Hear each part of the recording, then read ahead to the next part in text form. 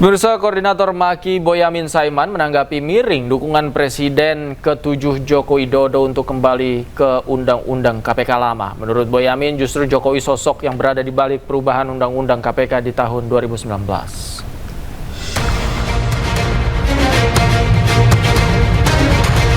Sejak usulan mengembalikan Undang-Undang KPK lama dilemparkan Ketua KPK periode 2011-2015 Abraham Samad, sejumlah pihak turut mendukung.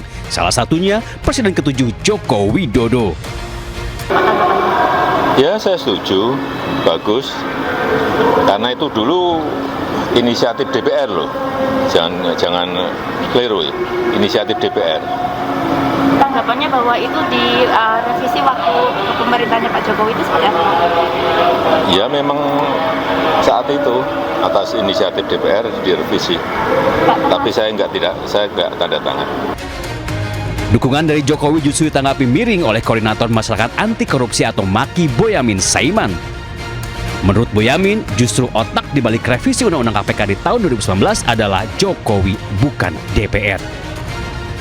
Selain itu, Boyamin juga menyebut jika Jokowi tidak menyetujui revisi Undang-Undang KPK, seharusnya Jokowi menerbitkan Perpu untuk membatalkannya, namun nyatanya tidak. Prosesnya itu di DPR tetap harus bersama eksekutif, bersama pemerintah pembahasannya. Jika Pak Jokowi tidak setuju, mestinya ada dua hal yang bisa dilakukan waktu itu. Tidak mengirimkan perwakilan pemerintah untuk membahas bersama DPR. Tapi nyatanya kan dikirim putusan untuk membahas bersama DPR, artinya pemerintah setuju. Jadi jangan kemudian sekarang membalik bahwa tidak setuju dengan bukti tidak tanda tangan. Undang-Undang KPK direvisi pada tahun 2019 atau saat pemerintahan Joko Widodo. Setelah direvisi, KPK tidak lagi menjadi lembaga independen karena berada di bawah kontrol pemerintahan. Selain itu, pimpinan KPK juga tidak lagi menjadi penanggung jawab tertinggi, termasuk adanya Dewan Pengawas yang dinilai lebih berkuasa dibandingkan pimpinan KPK. Keputusan kontroversi itu menimbulkan riak dari publik hingga berujung unjuk rasa besar-besaran. Tim Liputan iNews melaporkan. Sebelumnya, Ketua KPK 2011-2015 Abraham Samad mengusulkan agar Undang-Undang KPK dikembalikan ke versi lama sebelum diubah pada era pemerintahan Joko Widodo. Usulan tersebut disampaikan Samad saat bertemu dengan Presiden Prabowo Subianto. Ketika dia bertanya tentang KPK, saya bilang sebenarnya ada masalah dengan KPK. Apa masalahnya? Saya bilang karena pertama ketika di zaman Pak Jokowi Undang-Undang KPK itu direvisi tahun 2019. Saya bilang itu menyalahi dari UNCIC. Di dalam UNCIC itu disyaratkan bahwa lembaga-lembaga anti korupsi yang ada di dunia, sifat kelembagaannya, eksistensi kelembagaannya, dia harus independen. Kalau kita ingin konsisten memperbaiki KPK, kembalikan undang-undangnya seperti awal.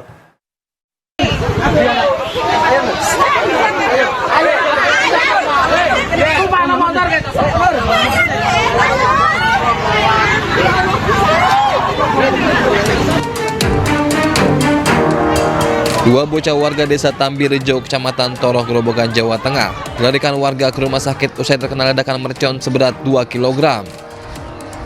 Kerasnya ledakan mercon bahkan membuat rumah hancur porak-poranda. Selain itu, sebuah mobil dan motor yang terparkir di rumah juga rusak parah. Menurut warga, kejadian bermula saat kedua korban bersama seorang rekan lainnya meracik mercon dari bubuk mesiu yang dibeli secara online. Tiba-tiba mercon meledak dan membuat warga sekitar panik. Saat kejadian, pemilik rumah sedang berada di sawah. Presiden Prabowo Subianto terbang ke Amerika Serikat untuk hadiri pertemuan perdana Dewan Perdamaian Board of Peace. Kami segera kembali.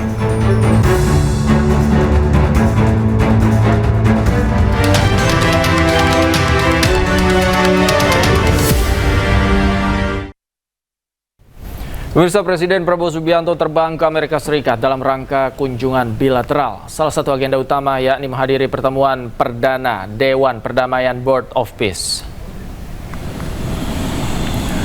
Rombongan Presiden Prabowo berangkat ke Amerika Serikat melalui Bandara Halim Perdana Kusuma pada Senin pagi. Dalam lawatan ini, Indonesia akan menggelar pertemuan bilateral dengan Presiden Amerika Serikat Donald Trump. Prabowo didampingi oleh Menteri SDM Bahlil Lahadalia dan Sekretaris Kabinet Teddy Indrawijaya. Direncanakan pada pertemuan perdana Dewan Perdamaian pada tanggal 19 Februari di Washington DC, Donald Trump akan membahas sejumlah hal. Di antaranya, rencana rekonstruksi Gaza, pendanaan, dan penugasan ribuan pasukan stabilisasi di Gaza.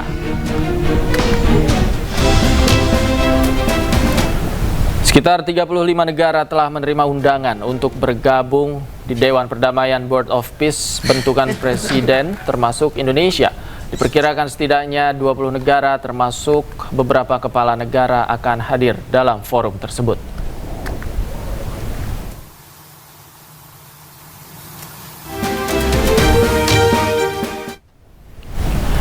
Jelang pertemuan perdana Dewan Perdamaian Board of Peace, ratusan orang menggelar unjuk rasa di Paris, Prancis. Massa menolak pertemuan Dewan Perdamaian bentukan Trump dan menyerukan agar warga Palestina dilibatkan dalam setiap keputusan tentang masa depan Gaza. Dan pemirsa, informasi yang akan hadir ini sekaligus menutup kebersamaan kita di iNewsroom malam hari ini. Temukan informasi-informasi terbaru lainnya di www.inews.id. Cuplikan tayangan berita iNews juga dapat Anda saksikan di kanal YouTube @official_inews. Saat lagi rekan saya, Gede Satria, akan hadir dalam program iNews Prime. Mewakili kerabat kerja yang bertugas, saya Davi Pratama pamit undur diri. Terima kasih, selamat malam, sampai jumpa.